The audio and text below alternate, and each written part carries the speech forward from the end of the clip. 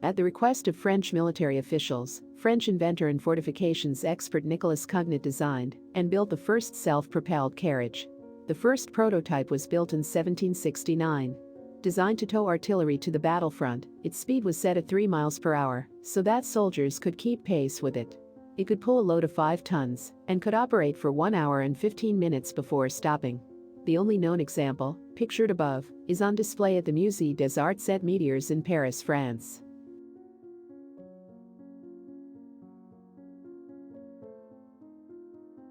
The Hancock Omnibus was built by English inventor Walter Hancock and can be considered the first commercially successful steam-powered vehicle in the world.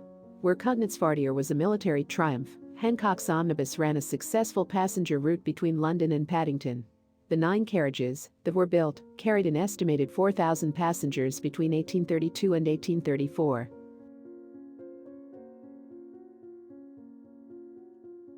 In 1875, Robert Neville Grenville of Butley, Glastonbury, Somerset, United Kingdom began designing his steam carriage.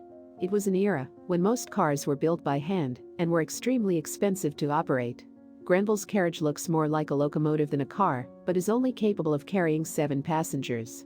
One of the passengers had to feed the steam engine to maintain speed. Sometimes you have to pay a price to catch a ride. Incredibly, the vehicle ran as recently as 2009.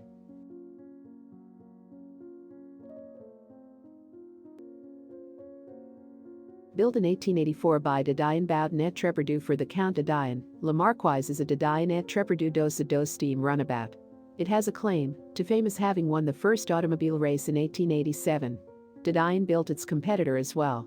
It also has the distinction of being the oldest known running automobile. Le Marquise was last sold in 2011, setting an auction record for an early automobile when the gavel fell at $4.6 million. The Sotheby's listing makes quite an interesting read.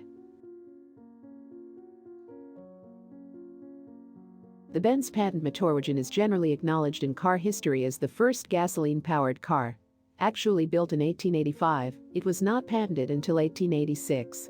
It was powered by a 954 cubic centimeter single-cylinder engine that created 2/3 of a horsepower.